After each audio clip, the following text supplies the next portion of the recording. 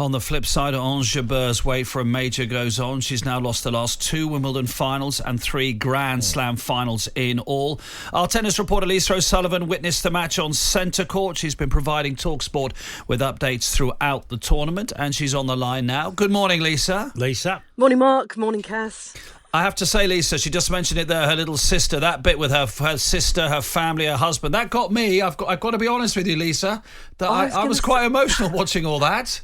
It really was. It was very, very heightened emotions on centre court, and while it's such a privilege to be covering sports when you can see the whole picture unfolding like that as well.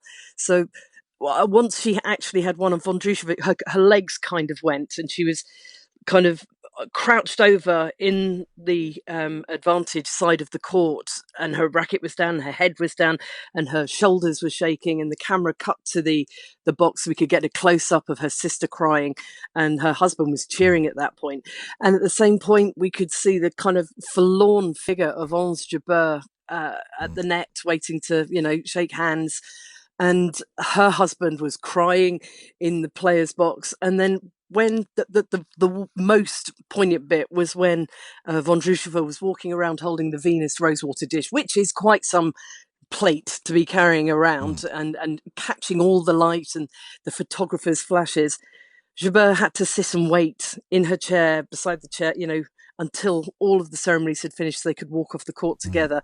And she just seemed to be getting smaller and smaller by the side of the court. And it was utterly, utterly heartbreaking. I mean, Lisa, I can't remember watching a sports man or woman playing and being so emotional during the match, because she was literally beating herself up every time she missed a shot. There is trying to get yourself going, but it felt like she was totally caught up on the day, and every point she just seemed to be affected by, the way the match was panning out.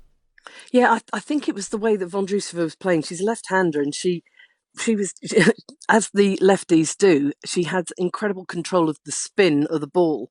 And before the match started, Ons Jabeur came out to have her time on centre court, as you do. You get a chance to see how the surface is playing. She came out in a black T-shirt and was sent back to the changing rooms to wear white, because you have to wear white at Wimbledon. And then when she did come back out, she was being served at by a player whose name I don't know, a male player.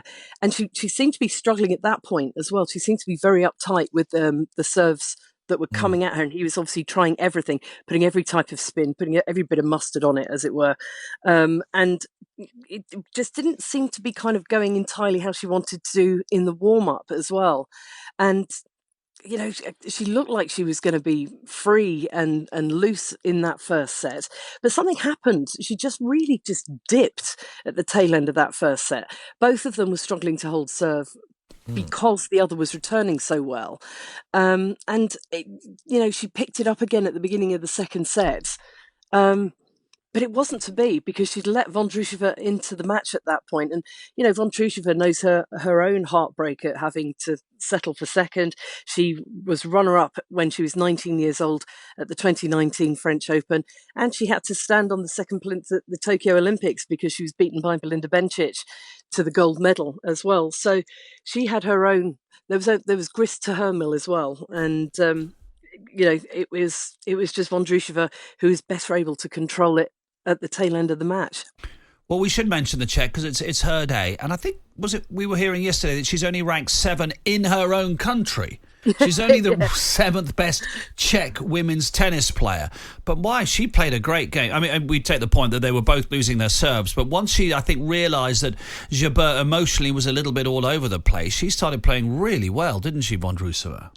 She did, and the Czech Republic produced such brilliant tennis players.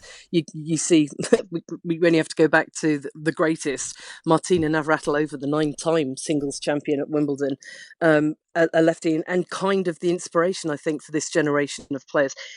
Looking, you look down the, which I don't have it in front of me, the draw, and all the other names you kind of recognise more. Krejcikova, who won the French Open a couple of years ago, she just did kind of focus in on herself and play her tennis quicker than Jabeur did. And Jabeur, has made no secret about the fact that she's playing for all the other reasons off the court as well. Vondrousova was playing to win the title and focusing on playing it one shot at a time, and that was enough.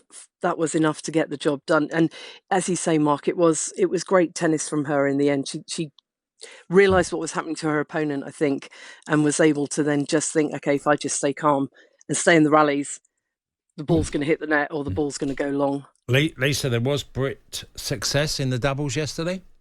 Oh, double delight for the lads as well. Yeah. So we were watching Wesley Koolhof and his partner Neil Skupski in the men's doubles final. We haven't had a British man win the title since Johnny Murray in 2012 when he was playing with Friedrich Nielsen, and that was the first time in the Open era that a British man had actually won the men's doubles title.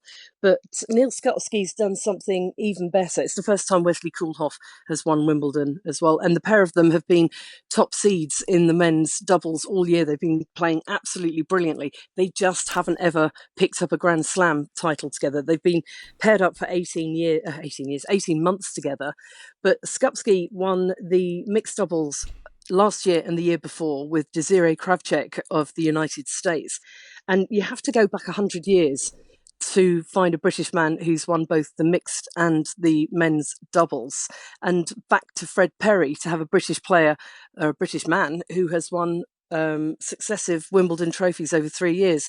So he was absolutely delighted about it. But he did admit that he was more nervous about an upcoming paddle tennis match with Jurgen Klopp that has been in the books for about the best part of a year, because last year Neil Skupski is a massive Liverpool fan. I should obviously add that. But he met somebody from the club and was saying, "Oh yeah, I love Liverpool, blah blah blah blah blah," And then the guy said, "Well, do you play paddle tennis?" And because, well, of course I do, And he said, "Oh, Jurgen would love to give you a match of that," and they haven't quite managed to find the date for it.